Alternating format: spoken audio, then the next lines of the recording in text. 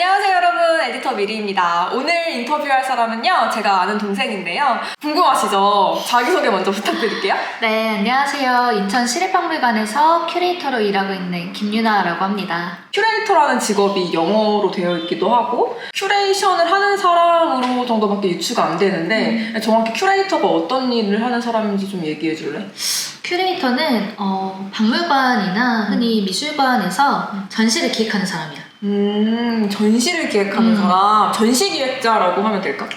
진짜 딱 적절한 표현인 것 같아. 흔히 한국에서는 조금 학예사라는 말로 더 많이 표현을 하는 것 같긴 해요. 그렇구나. 큐레이터라는 직업이 그렇게 막 대중적인 직업은 아니잖아. 너는 어떻게 그 직업을 알게 됐고 이제 그 직업을 택하고 준비하기까지 과정도 궁금해. 어떻게 일단 그걸 알게 된 거야? 할아버지가 국가유공자신데 짜증이셔가지고 이제 저를 데리고 좀 온갖 이야기를 많이 해주셨던 것 같아요. 전쟁과 관련된 이야기가 사실 많긴 하지만 그런 이야기들이 이제 학교 역사책에서는 볼 수가 없는 거예요. 근데 거기서 조금 이렇게 퀘스천 마크가 찍혔던 것 같아요. 일반 평범한 사람들의 이야기가 사실 제일 중요한 거 아닌가? 약간 그런 사람들의 이야기는 왜 우리가 접할 수 없는가에 대해서 좀 의문을 가지게 되면서 뭔가 역사 쪽으로 진로를 생각을 하게 됐고 대학생 때 이제 사학과로 진학을 하고 나서는 평범한 사람들의 이야기를 좀 기록을 하는 걸 미시사라고 해요. 미시사를 연구하는 처음에는 교수가 되고 싶었어요. 그래서 이제 열심히 공부를 해가지고 대학원에 진학을 했는데 대학원에 진학하고 첫 학기만에 깨달았죠. 아, 세상에 똑똑한 사람이 너무 많다. 맞아. 그리고 저는 아무래도 잘 아시겠지만 노는 걸 너무 좋아하다 보니까 전적인 방향으로 가면 안 되겠다. 안 되겠다라고 생각을 해서 학기가 끝나기도 전에 유럽으로 도망을 갔어요.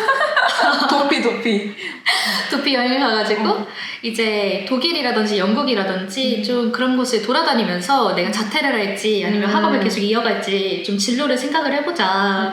놀고 먹으면서 좀 마음을 진정시키고 보니 박물관이 너무 매력적이더라고요.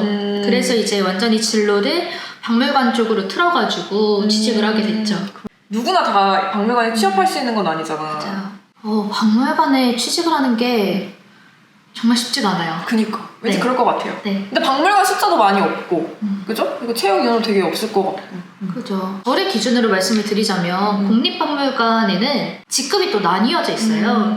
어떤 직급을 하더라도 어쨌든 간에 일단은 학위, 대학원에서 관련 전공을 했다는 학위랑 박물관에서 일한 경력이 수반이 되어야 돼요. 다시 한번 정리를 하자면 국립박물관에서 일을 하기 위해서는 이제 대학원 석사학위와 그리고 2년 정도의 그 박물관 실무 경력을 가지고 지원을 할 수 있는 자격이 생기는 거예요. 진짜 힘들겠다. 네, 이제 박물관 같은 경우에는 TO제여가지고 만약에 기존 박물관에서 누군가가 사라져야지만 TO가 뜨고 국립박물관이라든지 공립박물관은 TO가 떠야지만 시험을 응시를 할 수 있고요. 그 TO는 사실 사람들이 예측한다고 예측을 할 수 있는 범주의 것이 아니잖아요. 그래서 이제 평소에 좀 오랜 기간을 가지고 준비를 하다가 지원을 해서 붙는 형식이고 만약에 내가 사립박물관에 취직을 하고 싶다라고 하면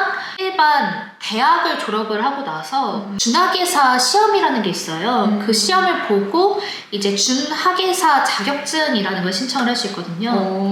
그 라이센스를 이제 신청을 하면 보통 사립박물관에는 쉽게 취직을 할 수 있으나 대우와 연봉이 아주 좋지 않다. 이건 좀 의외다. 왜냐면 이제 회사 같은 경우에는 공무원들이 조금 더 덜 받고 일반 사기업이 더 많이 받잖아요. 근데 또 박물관은 또 그게 아닌가 봐요. 기업에서 운영하는 박물관이라든지 좀 규모가 큰 사립박물관에 가면 모르겠지만 일반적으로 사립박물관이라고 하면 규모가 되게 영세하게 운영되는 곳들이 많기 때문에 정말 상상을 초월하는 월급을 받아가면 네. 그러면 지금 다니는 곳에서의 대우나 처우는 만족해요? 사기업이라든지 이런 곳에 비하면 뭐 연봉이 많다든지 처우가 더 좋다든지 하진 않지만 좀 안정적인 그래도 상황에서 내가 하고 싶은 일들을 조금 할 수 있다라는 메리트가 많이 있죠.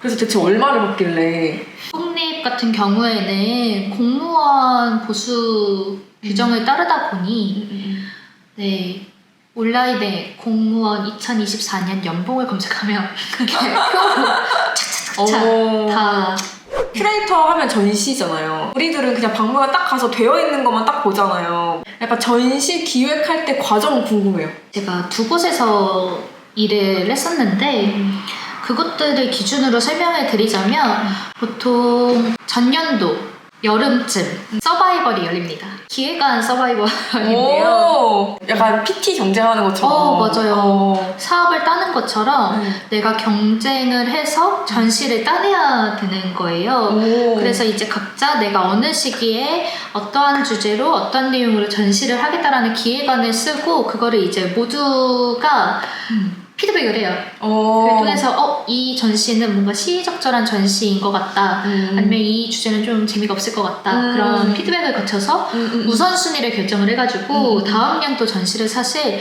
전년도에 다 결정을 해놔요. 웬만하면. 그럼 우리가 보는 그 전시들은 전부 다 그 피 터지는 경쟁 속에서 살아남은 많이 전시들이네요? 그렇죠. 그렇구나. 네. 그래서 그렇게 해서 채택이 됐어요. 그럼 이제 어떻게 하나요? 전시 규모에 따라서 조금 다르긴 한데 3개월에서 한 반년 정도 해가지고 문헌조사부터 시작을 해요.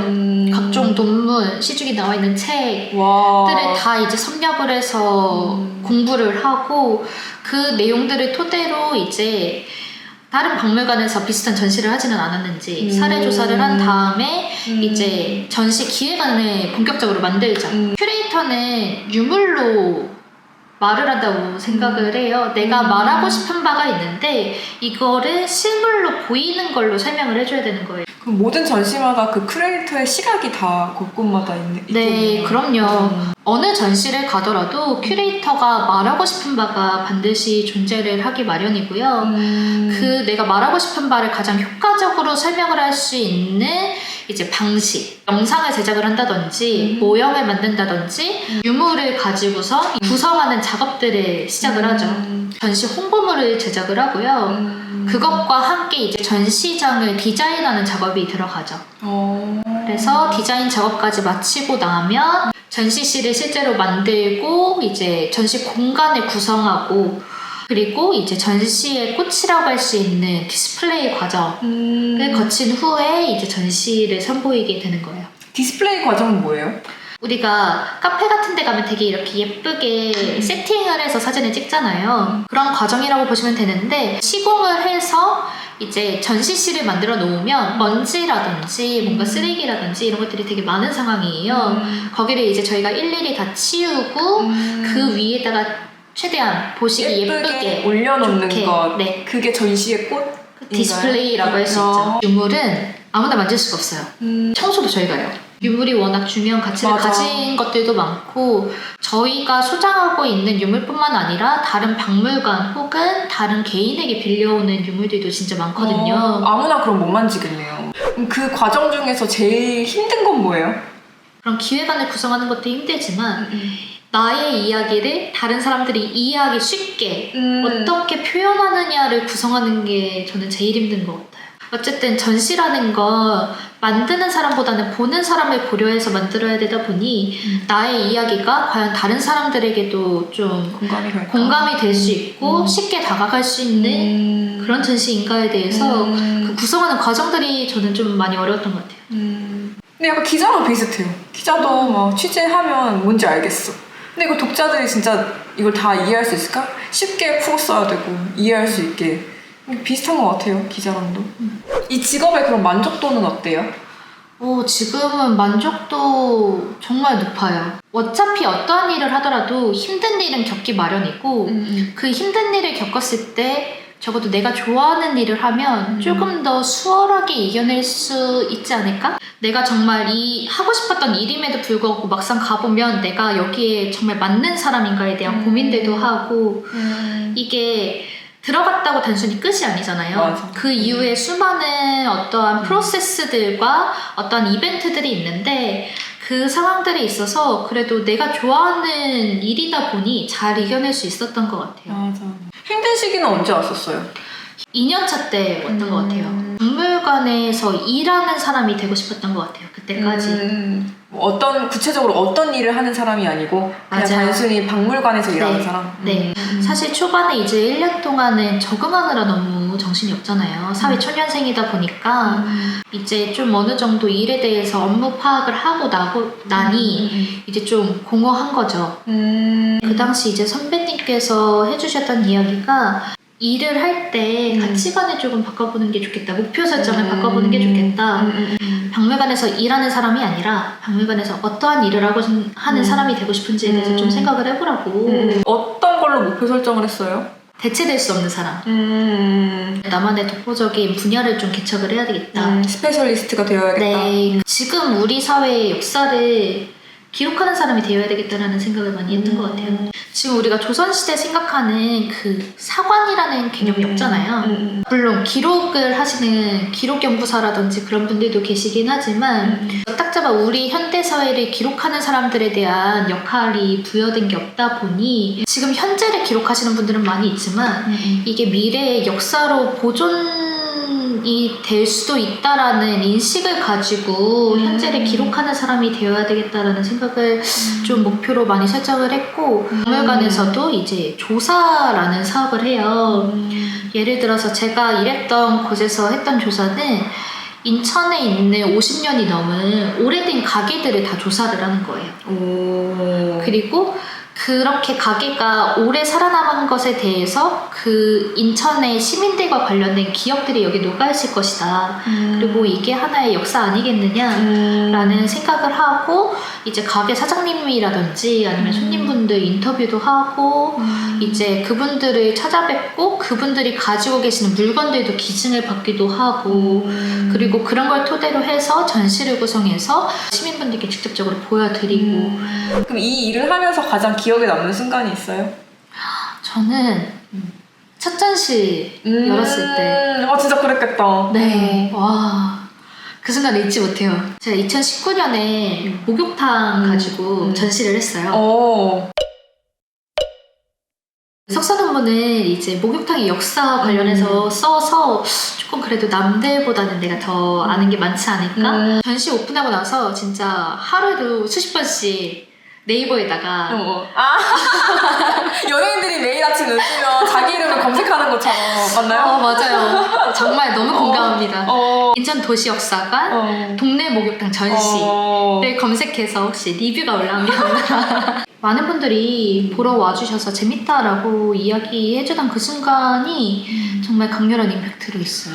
진짜 이거는 완전 공감하는 게 저도 이제 기자였잖아요. 그러니까 저도 뭐 어떤가를 구성을 하고 사진 촬영, 화보 촬영을 하니까 막 컨셉 잡고 섭외하고 찍고 내 글 들어가고 그러면서 이제 하나의 이제 기사가 나오는데 사실 2D잖아요. 어떻게 보면 지면은. 근데 이건 3D잖아요. 한 공간 안에 있는 것을 뭔가 기획해서 보여주는 거니까 그래서 그 뿌듯함의 차원이 좀 엄청 클 것 같은 거예요. 저도 사실 그 전시를 갔다 왔는데 와 진짜 이거는 엄청난 뿌듯함이겠다. 그 전시를 준비하면서 좀 되게 의외였던 사실이나 뭐 그때서야 알게 된 그런 사실이 있었어요? 와 나 이거 진짜 수십 번 답변했는데 이렇게 기억이 안 날 수 있나? 저 생각보다 3D 직업입니다. 어떠한 공간을 구성하는 역할이다 보니 못질이라든지 못질도 해요? 큐레이터가? 그럼요. 나무 엄청 잘 썰어요. 전구 갈아 끼는 건 너무 당연하고 뭐 사다리 타는 것도 뭐 너무 아무 일도 아니고요. 전시 공간을 꾸며야 되니까? 그럼요. 보통 전시 시공이라든지 아니면 전시 디자인을 전문적으로 하는 업체들을 컨택을 해서 하기도 하지만 내가 너무 하고 싶은 게 있는데 돈은 없어. 그러면 나의 몸을 불사질러서 어떻게든 되게 만드는 인테리어의 과정에 필요한 어찌 보면 몸을 쓰는 일들 있잖아요. 그런 것들을 이제 큐레이터 분들이 참 잘하세요. 진짜 그럴 것 같아요. 왜냐면 우리가 전시장 들어가면 생각보다 되게 뭐가 많잖아요. 진짜 하나의 세트장을 가는 것처럼. 그쵸? 그런 것들이 다 이제 큐레이터들의 이런 땀과 노력이 있었다는 거. 좀 이 큐레이터라는 직업을 좀 잘 해내기 위해서는 좀 어떤 자세가 중요한지, 어떤 덕목이 필요한지 궁금해요. 첫째도, 둘째도, 셋째도 소통인 것 같아요. 예를 들어서 조사를 하기 위해서는 갑자기 이렇게 그 지역에 가요. 그냥 길가에 앉아 계신 분들한테 말을 걸고 그분들을 통해서 어찌 보면 공감대를 형성하고 라포를 형성해서 그 다음 스텝으로 넘어가고 그리고 그분들하고 이제 잘 이렇게 관계를 맺어서 뭐 유물을 빌린다든지 아니면 기증을 받는다든지 그런 과정들도 있고 전시 기획자라는 게 이제 전반적으로 기획을 하긴 하지만 나가서 빌려오는 사람이 따로 있고요. 그리고 전시 디자인을 해주시는 분이 따로 있고 그리고 그 디자인을 가지고 실제로 홍보물을 만들어주시고 홍보해주시는 분 그리고 전시실을 만들어주시는 분 너무 많은 분들과 함께 일하는 직업이다 보니까 소통이 정말 제일 중요한 덕목인 것 같아요. 그럼 요즘 하는 커리어적인 고민은 있어요? 두 가지 정도 있는 것 같아요. 첫 번째로는 이제 저희 관장님이 뒷담화인가요? 네, 관장님 사랑합니다. 관장님이 이제 농담반 진담반으로 얘기를 하세요. 사람이 살면서 박물관 딱 3번 온다. 초등학교 때 단체 관람을 한 번 오고요. 애 낳고 숙제하러 한 번 오고요. 마지막 언제 와요? 그리고 이제 은퇴하고 나서 할 거 없어서 온다. 슬프다 근데. 네, 그 말씀을 이제 좀 어찌 보면 우리가 분발해야 된다라는 의미로 많이 하시는데 그런 관점에서 봤을 때 박물관의 가장 큰 비수요층은 20대, 30대예요. 오히려 젊으신 분들이 가장 안 오세요.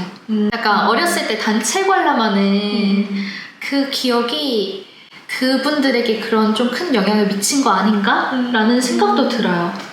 약간 뭔가 온전히 관람할 수 없던 그런 분위기.